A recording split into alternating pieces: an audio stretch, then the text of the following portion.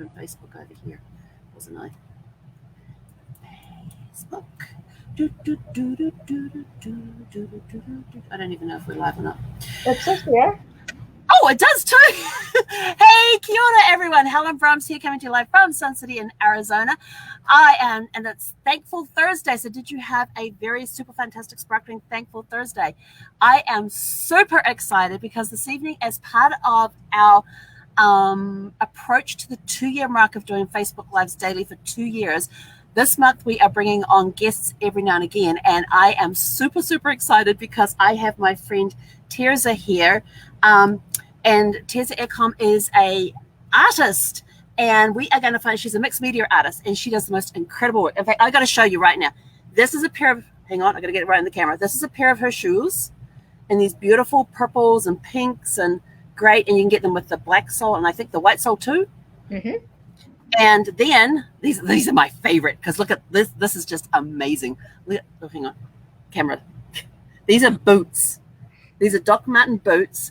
That another one of her designs are on that, and you can actually order these. These ones are called Amethyst, and you can actually order these in her online on her store. So that's just 2 of her designs that I have, and very blessed to have them. And I totally forgot to say, welcome, Terza. Thank you, Helen. Thank you so much for being on today. I'm just so full of excitement. I just don't know what to do with myself. So, Terza, you've had a very interesting background from where you were before to how you became an artist. And as we've been promoting you in the last 24 hours, we've been talking about what inspired you to leave what you did before. And you've got to let us know what you did before, because for you to go from where you were before to being an artist is quite a jump. Kind of like a 180 thing. So what inspired you to become an artist? Well, all right, I will start with my first career was, as Helen mentioned, it was something completely different. I was a software engineer. And when I got out of high school, I grew up being good in math and science, and engineering just seemed like a next logical progression. So, and it was a lovely career for 18 years. And then I got laid off along with my husband within half an hour of each other. So, yeah. I didn't know that part of the story. Oh, yeah. It was quite an exciting moment for the Ekholm household, that's for sure. So I decided that I was done with engineering and I was going to move on to other adventures, and did a few other things entrepreneur-wise. And eventually a friend of mine introduced me to creating art, not just looking at it. And I totally fell in love. So that's where I started. I went into quilting and fabrics and textiles and designs, and eventually kind of moved into paints. And because it's me, I didn't have any classes. I just made things up. It's like went along because it was so much fun. What are you supposed to do with this? Well, I don't know. Let me try this. I don't know.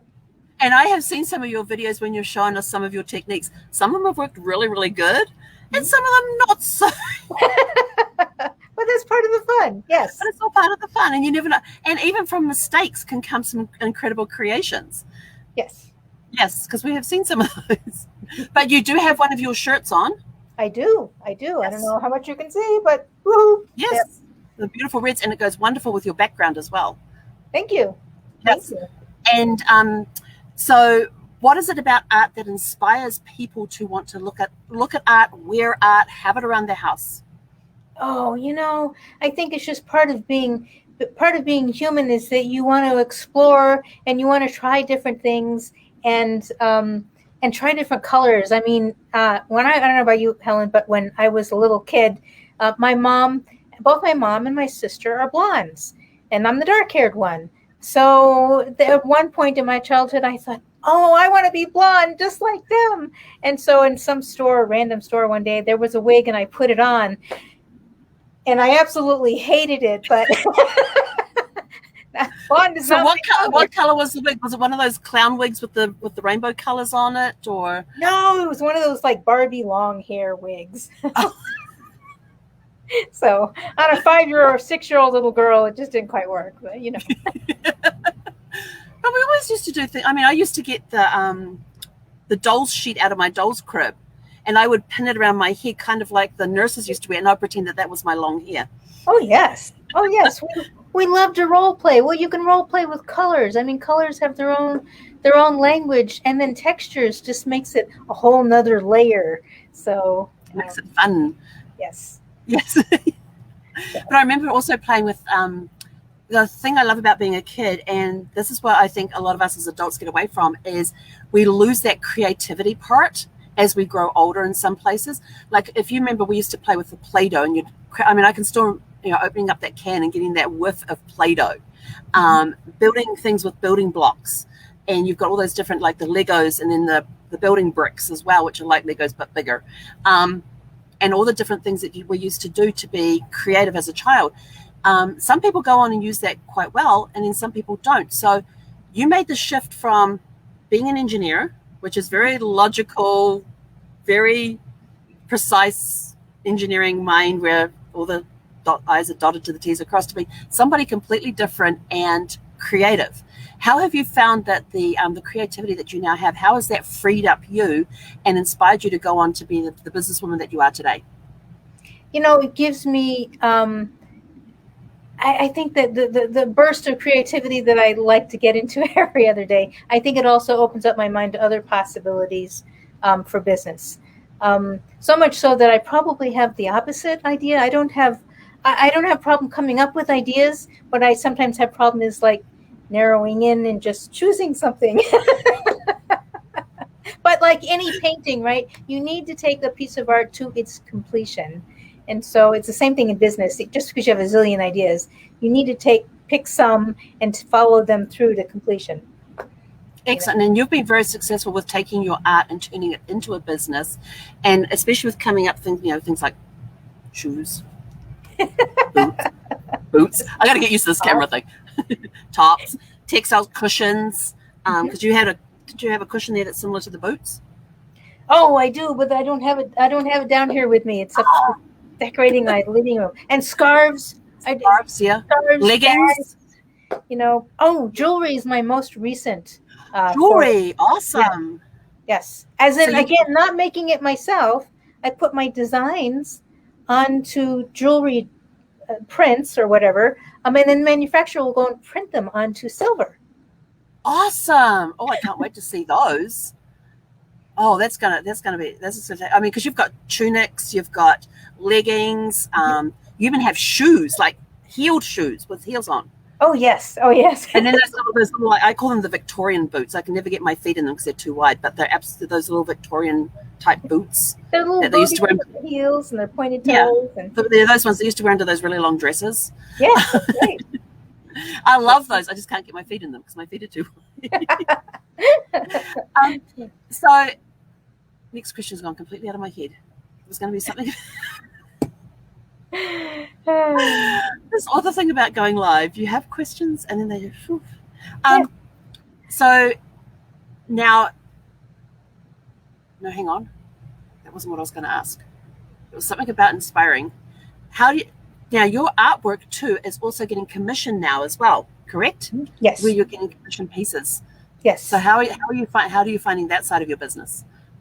That's a little more challenging, although I have to admit it was really a lot of fun. So I did a commission art piece for a bank last summer. And what happened was I had put a picture of a smaller piece of my art online. And they said, oh, we absolutely love that piece, but we have a spot about this big to cover up on our wall. And I said, well, what I can do is I can't recreate that perfectly, but I can create something similar in nature.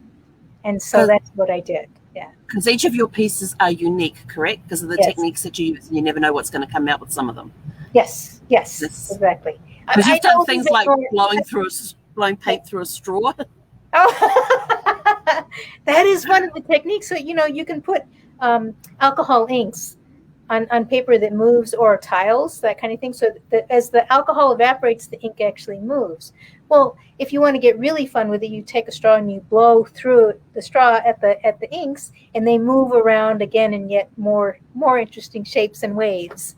So, yes, that's what this top was, alcohol inks. But what I used were salts and that kind of thing, and then the salts help create yet another texture.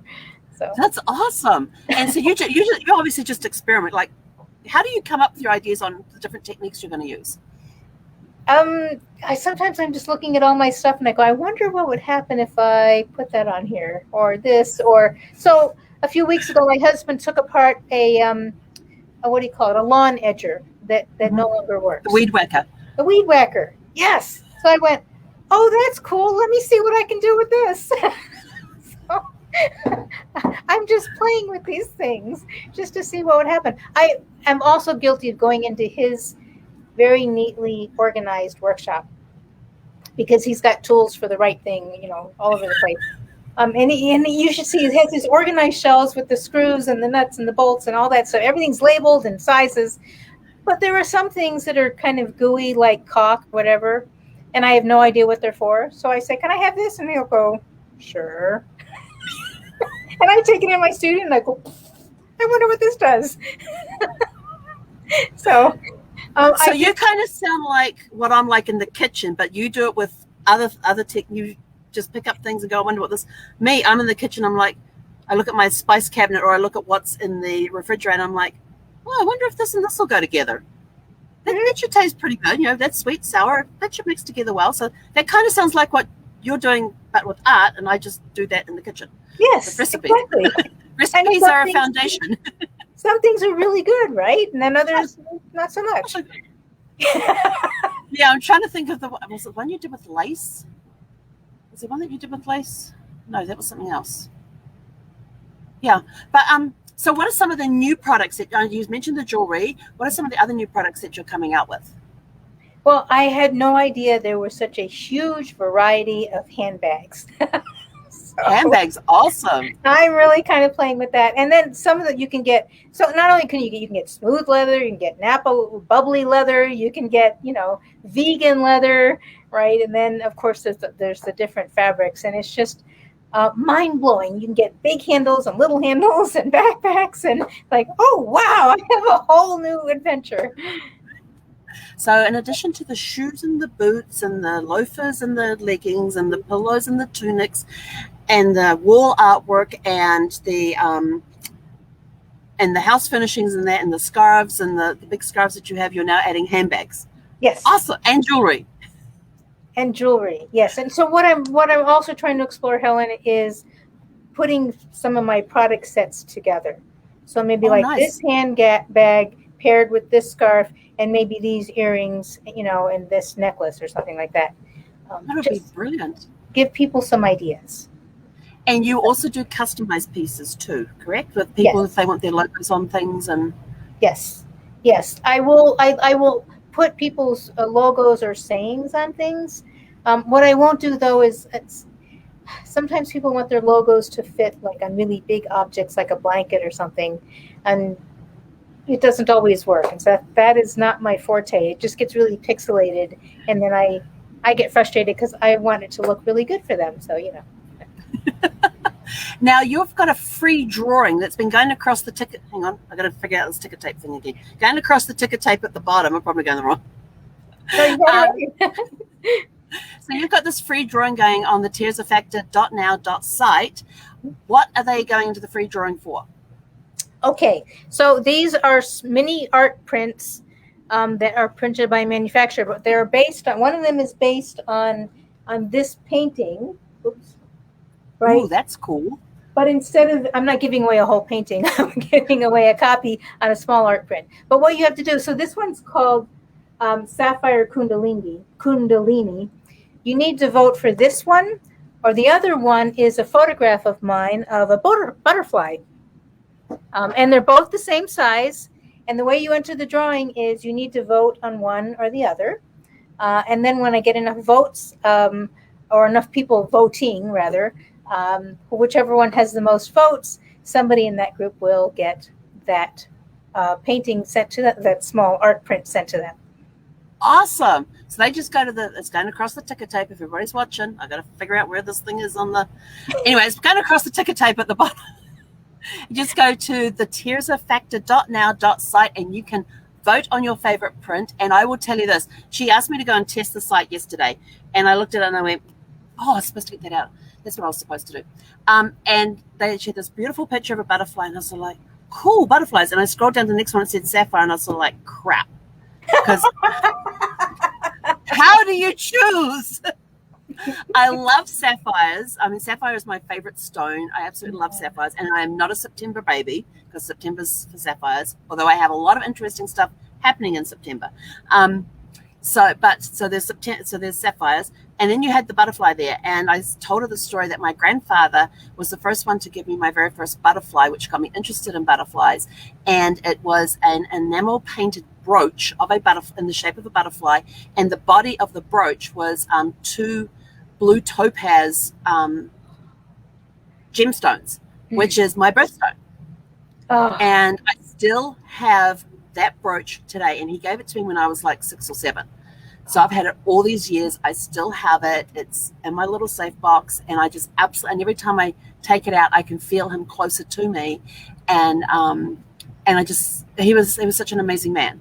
He went through a lot. So it always just reminds me of the hardships and stuff that he went through. And just the amazing man that he was, and the incredible storyteller. He was just a phenomenal storyteller. And I loved hearing his story. So seeing the butterfly and the sapphire, it was a very tough decision as to which one I had to choose.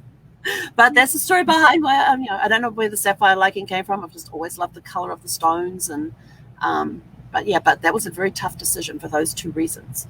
So, What a lovely story. Oh. I hope that they'll use for those that are going to the terzafactor.now.site, that you guys have an easier decision to make. Because they are incredible pieces. But I didn't realize that you had actually taken that photograph of the butterfly. That was really awesome. Mm-hmm. So not only are you a painter, an artist that way, but you do say multimedia. Was it mixed media? Mixed media. Mm-hmm. So photographs come into that too. That's right. Now, are any of your designs, when you do them, are they based off photographs you have seen? Like you've done your creativity interpretation of a photograph? No, not really. No, the abstract ones are things that just flow, and I like to see where they go. And sometimes an image appears, but it's not necessarily by design. But photographs, what I've started doing now is I do take photographs, and by themselves they can be fine. But what I've also learned is you can use tools like Canva or whatever, and you can layer other things on top of them that make them look even more cool. So, not in this case, the butterfly, that is just the butterfly. But on some of the jewelry pieces, I've layered on some things. Nice. So, yeah. Oh, we even have a comment from Joyce that says that she loves your artwork. And yes, you shocked somebody with your story. with you and your husband being laid off so close together. Yes, thank you, Andrea. That was definitely a benefit of that. So, yeah. Well, Terza, how can people get hold of you to find out more about your artwork? Not just to enter the drawing, which has been going across the ticker tape at the bottom here, but How else can they go to your store and get these really cool shoes? You can find those shoes and other things actually at my website called theterzafactor.com. So that's probably a little bit easier. And then, of course, I'm on Facebook, and you can email me at Terza@theterzafactor.com, as always. So, well, Terza, thank you so much for your time this evening. It's been great having you on and talking with us as part of our two-year anniversary month. So I really appreciate you coming on and sharing with us about switching from engineering to art. I mean, that's like 180-degree difference. But here's another question. Do you find that some of the skills that you had used in engineering come through in your artwork and how you do your art? No, they don't actually come through, I don't think, in my art. However, my husband being, remember, we were both engineers. I go to him when I want to get things framed. And after creating very unique frames for some of my art, he finally said to me, how about when you make your future art pieces, you at least create the size that can be framed ahead of time, and then you can do whatever you want in the middle. That's not an unreasonable request. Yeah. But he's a frame maker. That's awesome. Well, anyway, so Terza, thank you again for being on the show. Truly appreciated you having you on here and loved our conversation. Thank you. I love you dearly, and I just love your artwork. I mean, we're When it gets cooler, I'm putting the boots on. But here in Arizona, it's a little hot for the 100 and something degrees right now to be wearing these. Yeah. But these ones do get worn around the campground. Oh, nice. So thank you. And if you want more information and reach out to Terza, you can go to the terzafactor.com to see her artwork, to see her store. If you want to enter her free drawing for one of those mini prints, just go to the terzafactor.now.site, which is scrolling across the bottom of the screen somewhere here, and you'll be able to enter that drawing as well. Thank you, everybody, for tuning in for, what day am I on? 7:08. Yes, 7:08, 23 days to go till we hit that 2-year mark. Woo! And we also have some other amazing guests coming up over the month that are going to blow you away like Terza has tonight.